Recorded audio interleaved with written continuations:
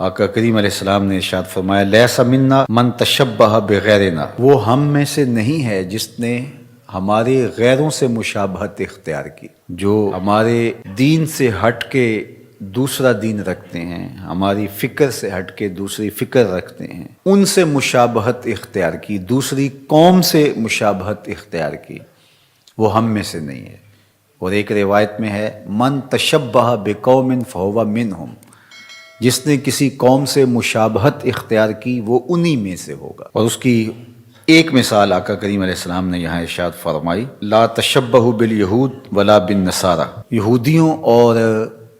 عیسائیوں سے مشابہت اختیار نہ کرو، فإن تسلیم الیہود الاشارہ بالاصابع وتسلیم النصارى الاشارہ بالاکف۔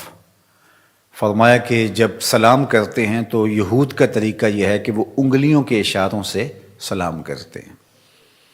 اور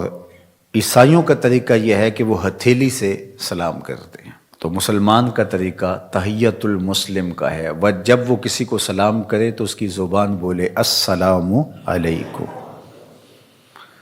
تو یہ تحیۃ المسلم ہے۔ ہاں اگر کوئی دور ہے اور آپ تک اس کی آواز نہیں پہنچ پا رہی تو اس کو آپ اگر اشارہ بھی کرتے ہیں تو اس کے ساتھ سلام جڑا ہونا چاہیے، السلام علیکم، تو یہ تو درست ہے۔ جو اصل ہے وہ تھی، اور ساتھ آپ نے اس دور والے شخص کو اشارہ بھی دے دیا تو اس کی تو گنجائش ہے، لیکن السلام علیکم نہیں کہا آپ نے، اور ایسے ہی آپ جو ہے وہ اس کو ہاتھ سے کہتے رہے، انگلی سے اشارہ کرتے رہے، تو یہ طریق یہود کا ہے یا نصارہ کا ہے، مسلمانوں کا یہ طریق نہیں ہے۔ جب وہ اپنے مومن بھائی کو دیکھتے ہیں، ملاقات کرتے ہیں تو السلام علیکم کہتے ہیں، السلام علیکم نہ کہیں، صرف اشارہ کہیں، تو یہ اشارہ یہود کا اور نصارہ کا ہے، مسلمانوں کا نہیں ہے۔ تو اس سے منع فرمایا، کہا جو ایسا کرے تو وہ غیروں سے مشابہت کرتا ہے، یعنی السلام علیکم کہا ہی نہیں بلکہ ہاتھ سے ہی جو ہے وہ اشارہ کر رہا ہے، یا انگلی سے اشارہ کر رہا ہے، یا دو انگلیوں سے اشارہ کر رہا ہے،